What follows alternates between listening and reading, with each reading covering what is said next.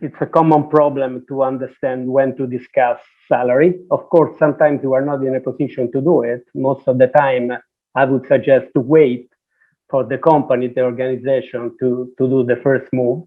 Sometimes they might ask us to suggest a preferred salary, a suggested range, or something like that. So we are in a position to do it. But definitely, I would not engage with the organization if not asked or requested, or even worse, using the time, let's say during an interview when it's our time to ask questions, to ask something about the salary or the process.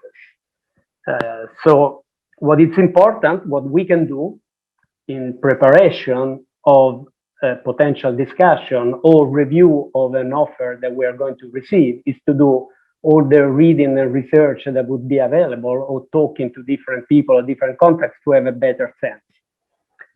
I realize that sometimes people don't make the most of the available information, because sometimes salary scales are available. So be sure that the organizations that you're targeting doesn't publish with the all possible transparency the salary table related to the different staff or consulting positions. Sometimes this information is available. Sometimes I understand it's an information that is not easy to read or understand, because sometimes they are not provided additional guidelines. And therefore, that's why it's important maybe to talk to individuals that can help you to understand the salary scale and the salary rates that are provided.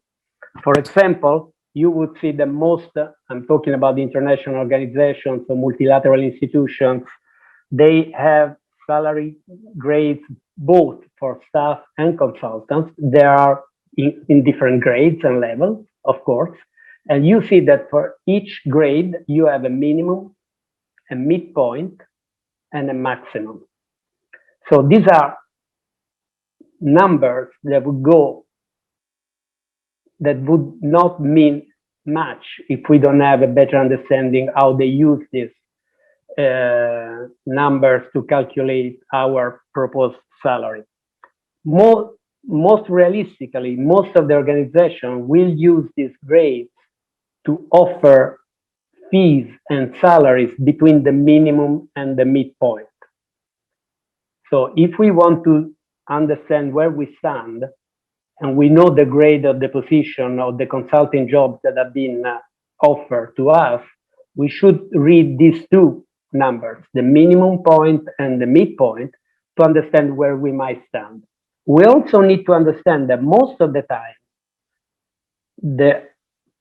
the position that will be offered to us will be based, of course, on the grade of the position, meaning on the terms of reference, but also based on our relevant experience.